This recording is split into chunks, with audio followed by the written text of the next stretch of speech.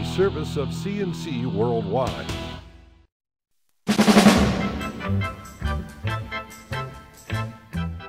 The Daily is a service of CNC News and Jib Jab Greetings. I'm Bud Lowell, and you'll find your full AccuWeather forecast right across the top of your CNC local news pages.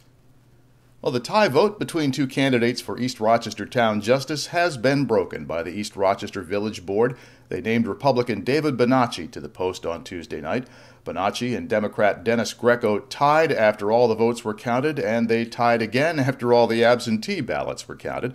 Under state law, the village board had to break the tie by appointing one of the candidates to serve for 1 year, and then a new election has to be held next fall, and the winner, assuming that doesn't end up in a tie as well, then serves the 4-year term of a town justice.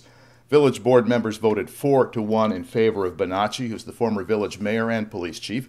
Greco is the East Rochester High School football coach, and he says he's considering running again next year. Stay tuned.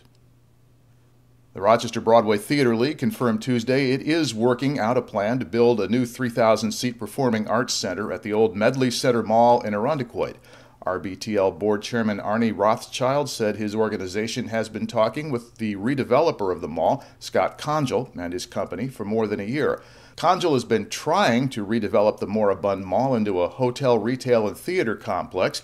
He got a tax abatement deal from the County of Monroe Industrial Development Agency in 2009. Then the start of the Great Recession threw a wrench into his plans for a multi-million-dollar rebuild of the mall. Rothschild says he realizes lenders are not inclined to fund such projects right now, but he says he is confident Conjal and his Burson properties can make it work as the economy improves. The RBTL originally wanted to put its new theater in the Midtown Rising project, but wasn't able to come up with the $70 million estimated to build it there. Building it at the Medley Center is expected to cost $40 to $50 million. Conjal and Burson Properties are supposed to build it, and the RBTL would be the tenants. And while in town, Senator Charles Schumer met with officials from the village of Spencerport in front of the abandoned railroad bridge over Union Street, right at the entrance to the village, calling on CSX Transportation to tear that bridge down. Schumer says CSX should demolish the rickety bridge and 2 others in the town of Ogden, no longer needed for rail traffic.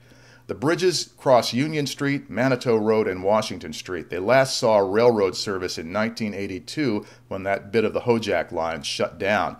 The tracks are gone, the rusting bridges are still in place. CSX planned to tear them out in February this year, but the contractor they hired never got started, and the plans were apparently shelved. Town and village officials say these bridges are a bottleneck for trucks, particularly those trying to get into Spencerport.